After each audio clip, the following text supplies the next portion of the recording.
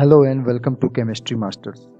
तो आज के वीडियो में हम पैरासीटामोल का डिस्कनेक्शन समझेंगे और साथ ही साथ उसके सिंथेसिस को भी एनालाइज करेंगे।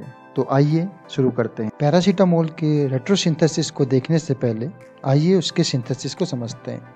तो सिंथेसिस के लिए सबसे पहले हम लेते हैं फिनॉल। फिनॉल की अगर हम बात करें तो फिनॉल में बेंजीन रिंग होती है जो कि अटैच रहता है जिसपे अल्कोहल OH। तो इसमें सबसे पहले जो आपकी रिएक्शन होती है वो रहती है HNO3 के साथ। HNO3 यानी कि आपका नाइट्रिक एसिड, आप इसको HNO3 लिख सकते हैं इस तरह से। हम यहाँ पे इसको OH NO2 के फॉर्म में दिखा रहे हैं, जिसमें कि NO2 जो होता है आपका इलेक्ट्रोफाइल होता है और OH जो होता है वो आपका न्यूक्लियोफाइल की तरह होता है।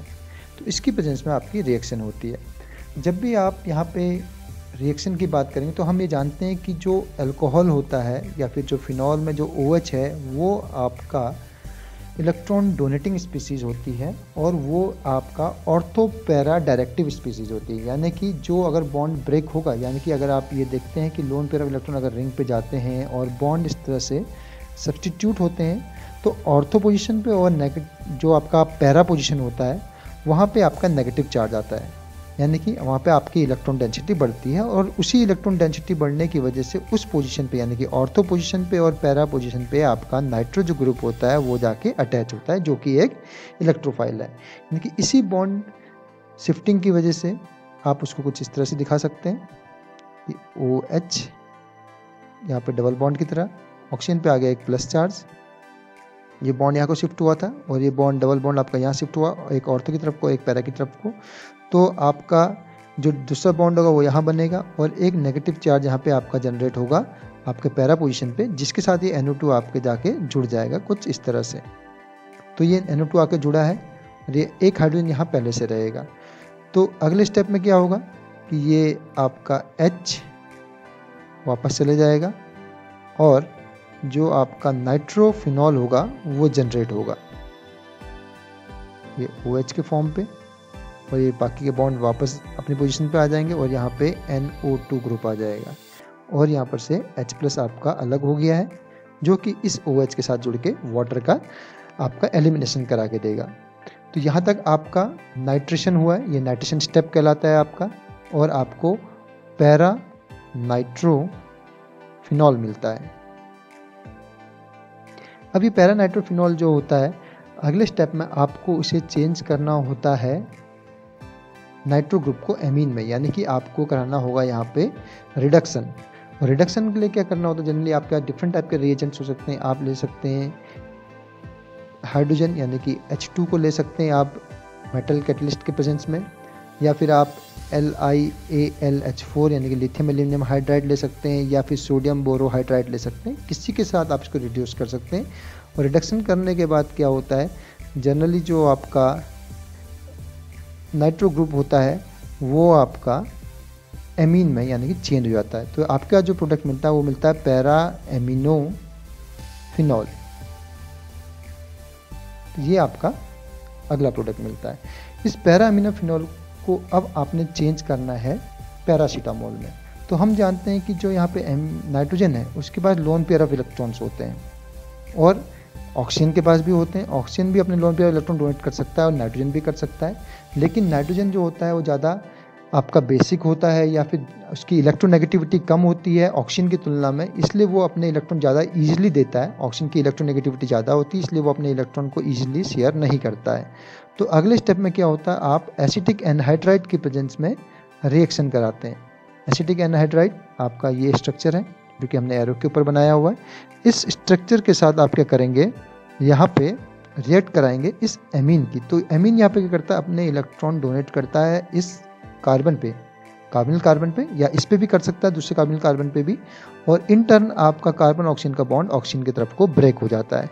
कार्बोनिल कार्बन पे अटैक करने पर, या कार्बोनिल कार्बन पे अटैक इसलिए हो रहा है क्योंकि वो आपका एक इलेक्ट्रॉन डेफिशिएंट सेंटर है। अगर आप देखें तो 2 इलेक्ट्रोनेगेटिव स्पीसीज इससे जुड़ी है, तो इलेक्ट्रॉन डेफिशिएंट सेंटर है, इसलिए इस पे अटैक जो होता है वो रहता है और जो आपका बॉन्ड है कार्बन ऑक्सीजन का वो ब्रेक हो जाता है। तो जैसे बॉन्ड यहाँ पे आपका ब्रेक हुआ और नाइट्रोजन ने यहाँ पे इलेक्ट्रॉन डोनेट किए हैं, तो आपको जो प्रोडक्ट मिलेगा कुछ इस तरह से मिलेगा।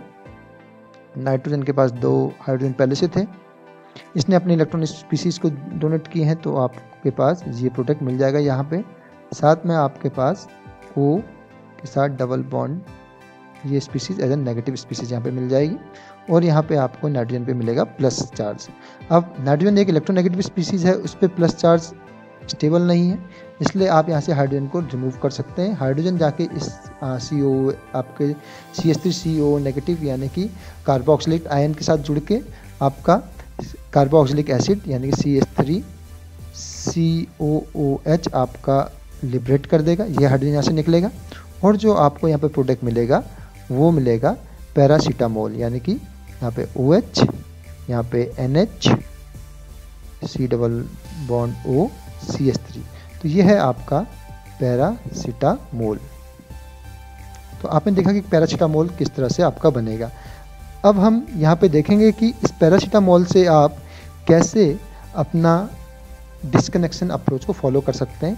तो अगर आप देखेंगे कि पैरासीटामोल का जब हम डिस्कनेक्शन करेंगे तो कुछ स्पेसिफिक उसमें रिएजेंट बनेंगे, तो यही जो रिएजेंट हमने यहाँ पे यूज़ किए हैं वही आपके बनेंगे। तो हम इनको अभी यहाँ पे नंबर दे देते हैं या फिर इनको डेजिग्नेट कर देते हैं ABC नंबर से, सो डैट कि आप इनको समझ सकेंगे ये कैसे बना है। तो अगर हमने माना कि पैरासीटामोल A है आपका, इसको हम B स्पीसीज की तरह मान रहे हैं, एसिटिक एनहाइड्राइड को हम C मान रहे हैं, नाइट्रो ग्रुप को हम D मान रहे हैं और फिनॉल आपका E की तरह है और ये आपका HNO3 आपका F स्पीसीज है। तो हम देखेंगे कि कैसे in the course of disconnection आपके A से ये B, C, D, E और F स्पीसीज आपको मिलते हैं, यानी कि ये आपको बताएगा कि डिस्कनेक्शन अप्रोच जो होती है वो हमेशा बिल्कुल रेट्रो प्रोसेस होती है, यानी कि अपोजिट प्रोसेस होती है सिंथेसिस की। तो आइए देखते हैं ये कैसे होता है। तो शुरुआत करते हैं। सबसे पहले आपकी जो आपका A स्पीसीज था, यानी कि जो आपकी स्पीसीज थी पैरासीटामोल, यानी कि वहाँ से हम स्टार्ट करेंगे। तो पैरासीटामोल का स्ट्रक्चर हमारा है ये, जिसमें कि OH है, NH है और इसके साथ डबल बॉन्ड O CH3 जुड़ा है। अब डिस्कनेक्शन जब भी आप करेंगे तो डिस्कनेक्शन के लिए कुछ जनरल रूल्स होते हैं जिसको आपको हमेशा याद रखना है। तो डिस्कनेक्शन जब आप करते हैं, आपको डिस्कनेक्शन करना होता है कार्बन हेट्रो एटम के बीच में ज़्यादातर, या फिर जनरली अगर आपके पास कार्बन हेट्रो एटम का बॉन्ड प्रेजेंट है तो वहाँ पे आप डिस्कनेक्शन करेंगे। और उसमें भी आपको यहाँ पे ध्यान रखना है कि जो ज़्यादा आपका रिएक्टिव स्पीसीज़ है, जो ज़्यादा इलेक्ट्रॉन डोनेट कर सकता है, उस स्पीसीज़ को पहले आप ब्रेक करेंगे। साथ ही साथ आपको यहाँ पे भी ध्यान देना है तीसरी चीज़ कि आपको जो बॉन्ड डिस्कनेक्शन करना है उसमें कुछ स्पेसिफिक स्टेप्स होते हैं, वो आपको फॉलो करने होते हैं। तो मैं आपको एक एक करके सारे स्टेप्स यहाँ पे समझाऊंगा। तो सबसे पहले जो आप डिस्कनेक्शन करेंगे, अगर कॉन्सेप्ट देखें तो आप कार्बन हेट्रो एटम का बॉन्ड डिस्कनेक्ट करते हैं। कार्बन हेट्रो एटम में अगर आप देखें तो कार्बन आपका कार्बोनिल कार्बन है और उसके बगल में नाइट्रोजन है, रिंग का कार्बन है उसके बगल में नाइट्रोजन है।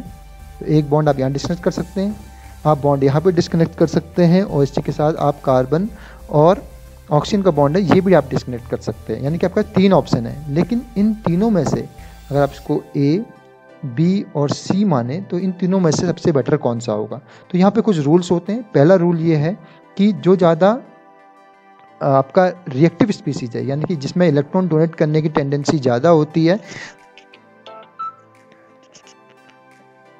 तो जो ज़्यादा रिएक्टिव स्पीसीज होता है या जिसमें इलेक्ट्रॉन डोनेट करने की टेंडेंसी ज़्यादा होती है उसको आप पहले डिस्कनेक्ट करते हैं। यानी कि आपको यहाँ पे जो डिस्कनेक्शन है वो आप डिस्कनेक्शन करेंगे कार्बन और नाइट्रोजन के बीच के बॉन्ड का। और कार्बन और नाइट्रोजन के बीच के बॉन्ड की अगर हम बात करते हैं तो उसमें भी आप देखें तो 2 ऑप्शन आपके पास प्रेजेंट है। एक तो है कार्बन और कार्बन जो कि कार्बोनिल कार्बन है और नाइट्रोजन के बीच का, और दूसरा है रिंग के कार्बन और नाइट्रोजन के बीच का। तो आपको दूसरा पॉइंट यहाँ पे जो याद रखना वो ये है कि बेंजीन रिंग से या रिंग से डायरेक्टली अटैच हेट्रो एटम को आपको प्रेफरेंस में कभी भी नहीं तोड़ना चाहिए। अगर आपके पास दूसरा ऑप्शन है जैसे यहाँ पे सी ऑप्शन आपको, तो वो आपके लिए प्रेफरेबल रहेगा, बी आपके लिए प्रेफरेबल नहीं रहेगा। यानी कि आप जो डिस्कनेक्शन करेंगे वो यहाँ पे करेंगे और दूसरे हेटेरो एटम के साथ अभी यहाँ पे डिस्कनेक्शन नहीं होगा।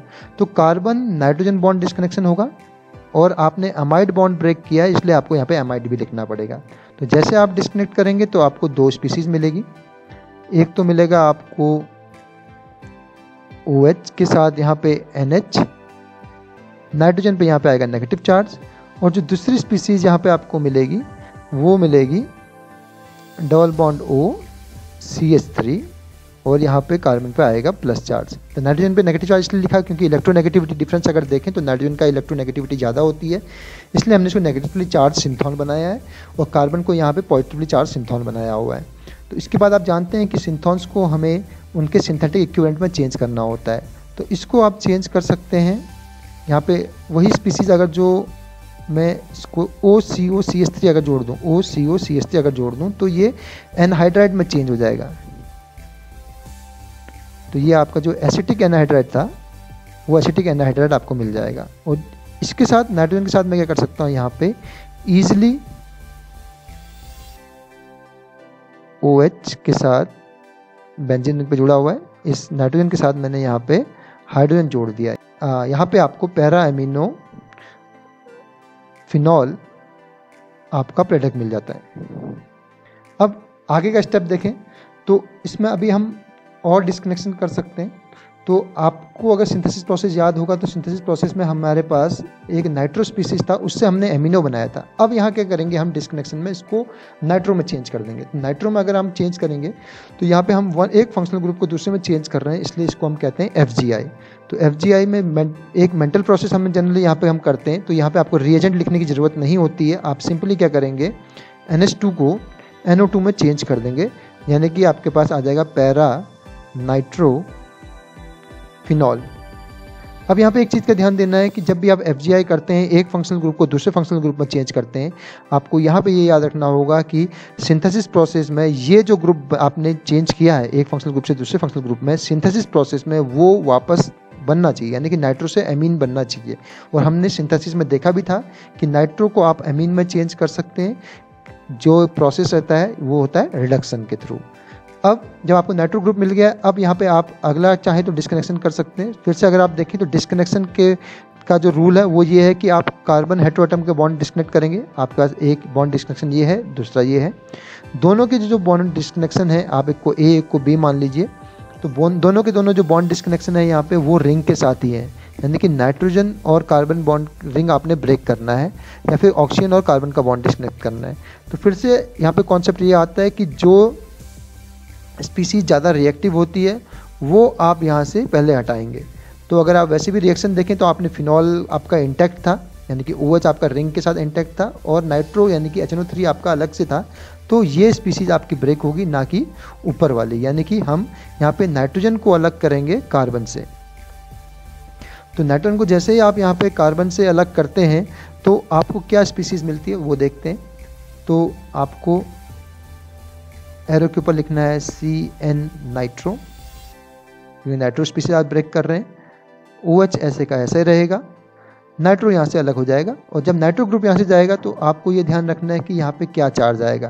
तो यहाँ पे जो चार्ज आएगा वो आएगा आपका नाइट्रोजन का, जो यहाँ पे चार्ज आएगा वो आएगा नेगेटिव, और जो नाइट्रो ग्रुप पे चार्ज आएगा वो आएगा आपका पॉजिटिव। क्योंकि नाइट्रो जो स्पीसीज होती है वो होती है एक इलेक्ट्रॉन डेफिशिएंट स्पीसीज, या फिर वो एक इलेक्ट्रोफाइल होती है। और वैसे भी अगर आप देखें तो इस स्पीसीज़ के बारे में हमने देखा था कि जो आपका फिनॉल होता है वो आपका ऑर्थो पैरा डायरेक्टिंग होता है, यानी कि यहाँ पे जब बॉन्ड ब्रेक होते हैं तो आपका पैरा पोजीशन पे या ऑर्थो पोजीशन पे नेगेटिव चार्ज आता है। तो वही नेगेटिव चार्ज आपको हमने यहाँ पे दिखाया हुआ है। तो इस नेगेटिव चार्ज का जो कॉन्सेप्ट है, या फिर ये जो नेगेटिव चार्ज होता है यहाँ पे आपका, वो इस बात को ध्यान रखना है कि जो आपकी स्पीसीज़ पहले से जुड़ी है, यानी कि अल्कोहल जो जुड़ा हुआ है वो, या फिर जो दूसरा स्पीसीज यहाँ पे जुड़ा होगा वो ऑर्थो पैरा डायरेक्टिंग है या और मेटा डायरेक्टिंग है, ये कॉन्सेप्ट आपको ध्यान रखना है। अब आपके पास दो सिंथॉन मिल गए। सिंथॉन्स को आप जनरली जानते हैं कि सिंथेटिक इक्विवेलेंट में चेंज करना होता है।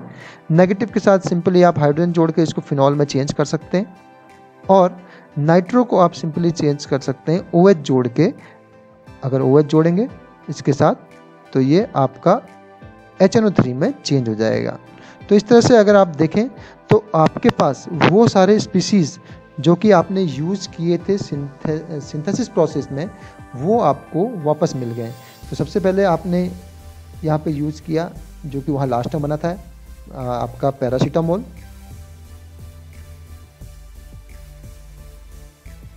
ये था आपका A। आपका B था यहाँ पे पैरा एमिनोफिनॉल। C आपका एसिटिक एनहाइड्राइड था जो आपने यूज़ किया था। D आपका पैरा नाइट्रोफिनॉल था। E आपका फिनॉल था। और जो F था वो आपका HNO3 यानी कि नाइट्रिक एसिड था। तो वही सारी स्पीसीज आपको मिली हुई है यहाँ पे। आप क्या करेंगे, आप इसका यूज़ करके इन 2 स्पीसीज से यानी कि बैक साइड से आप यूज़ करके आप इन्हीं प्रोसेस के थ्रू वापस पैरासीटामोल बना सकते हैं। तो होप आपको ये वीडियो बहुत पसंद आया होगा। आप इसी तरह से हमारे साथ जुड़े रहिए और हमारे चैनल को सब्सक्राइब कीजिए और दूसरों के साथ भी शेयर कीजिए। Thank you.